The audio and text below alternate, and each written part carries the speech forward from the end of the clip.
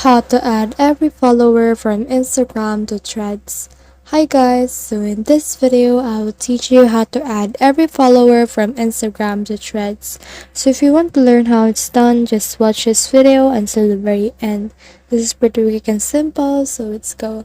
So in order to do this, what we need to do is just click on Threads right here and let's open it.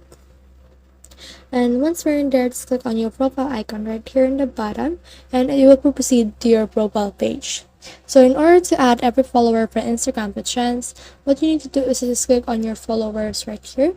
So just click on that and you will see here your following.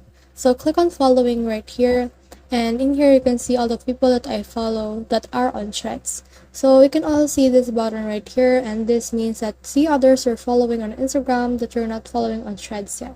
So click on the see all right here, and you will see here all of the accounts that I haven't followed yet on Threads, but they are here on Threads.